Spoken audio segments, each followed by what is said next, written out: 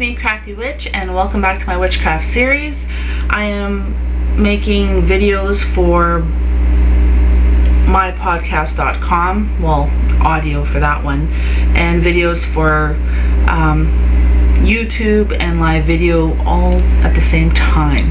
So I might have to chop this video in half because there might be two parts to it, I'm not too sure.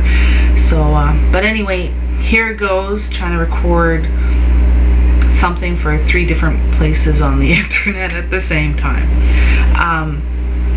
I received an email from one of my subscribers who just wanted to know what my thoughts were on, you know, potions, and if I could do a video on potions and whatnot. So I'm just going to share with you my own opinions about it. You can have a totally different opinion, and that's fine.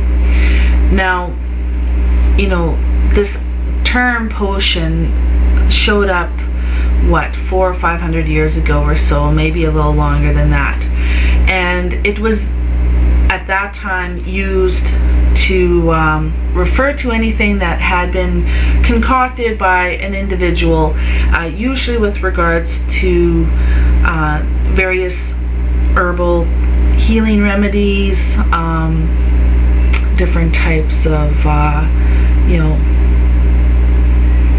yeah, basically like healing remedies. It could have been like different types of herbal teas, herbal washes. It could have been, you know, different types of salves and ointments and that kind of thing.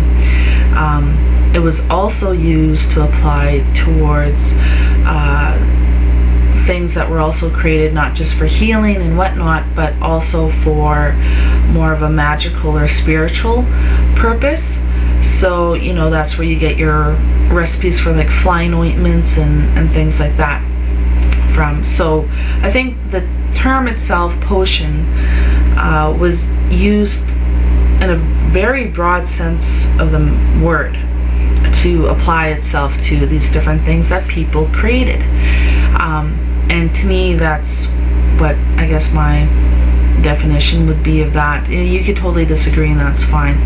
Now, in a modern day context, I do get emails from time to time, people wanting to know, you know, if I have any, you know, magical potions for this and for that and whatnot.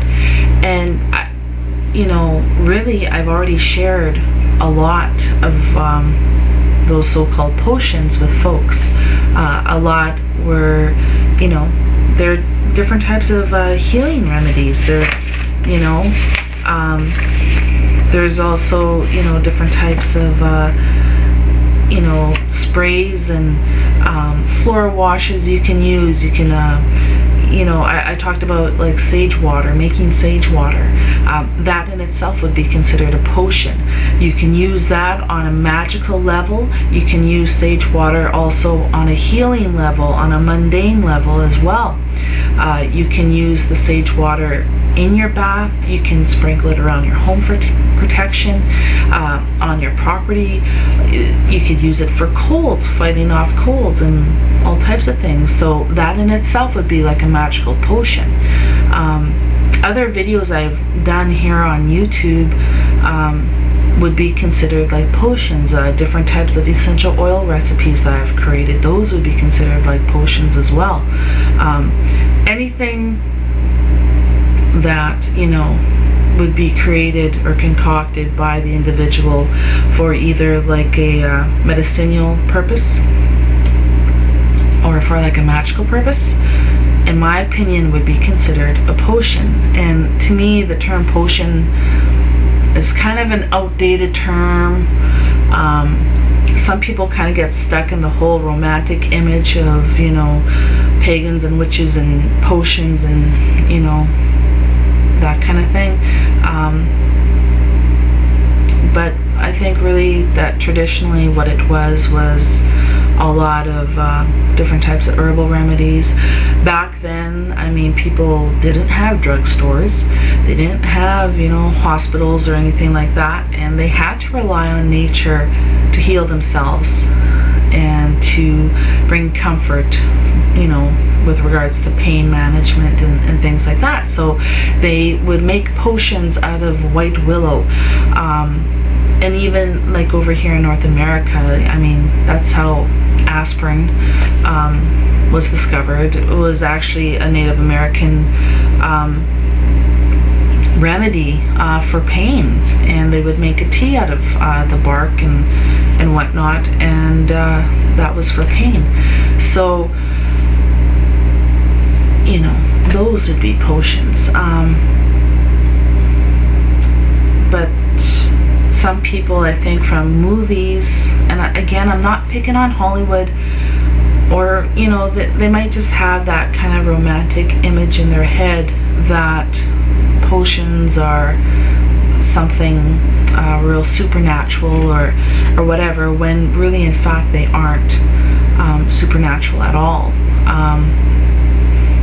Holy water would be considered a potion in itself. I mean, it's water that has been blessed and charged with intent, and, you know, has all these positive qualities to it, and can be used for protection and things like that, right?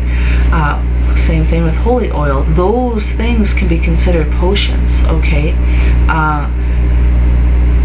So, I don't know, like, check out the videos, check out the recipes that I've put up there for whatever. To me, potion is usually something that's liquid. You can sometimes ingest it as a tea, for instance, white willow bark tea, and some potions are not meant to be ingested. So if you're going to be making anything, and anytime you work with herbs or plants or whatever, you really need to know what's poisonous, what is not poisonous, you know, what the effects are and all that. So really do your homework, really do your research, and you know, then you can start creating your own potions. And when you do start creating your own potions, always write everything down and be very meticulous about recording the amounts of everything that you used. Sterilize everything that you use when you're going to be making something like that, especially if it's going to be ingested. You know, wash everything really good, and sterilize everything really good after you've made it. You don't want any kind of cross-contamination between things and whatnot. So yeah, you really need to do your homework and you know, research. And like I said in my other videos, you can check out the recipes. You know, those in itself would be considered potions. Okay, recipes for healing different things, whether it's problem skin or acne, to you know, sleeping better, to making, you know, blessed water, to making full moon water, to making snake oil, to making whatever, you know. Those would all be considered potions in a modern day context. And whether it was for magical purposes or whether it was for mundane purposes, it's kind of and it's an old term that was used to apply to things like that. So yeah, that's my video on potions. And if you really want recipes for potions, just watch the other videos where I have different types of remedies and different things for essential oils and, you know, things like that. And the full moon water would be considered a potion. The full moon oil, you know, making sun water, storm water, anything like that would be, those are all potions in itself, you know. You create your potion, whatever it is, your concoction that you're making, you bless it, you charge it, you empower it, and then it's ready for use, whether or not you use it for medicinal purposes or for magical means. You know, that's just it. It is what it is, you know, and it's nothing really supernatural or, you know, anything like that. So that's my blurb on potions. And you know, if you're looking for something specific, a specific type of potion, just email me and I'll get that info to you if I have it. Okay, so much love to everybody out there, and thanks for tuning in. Ciao.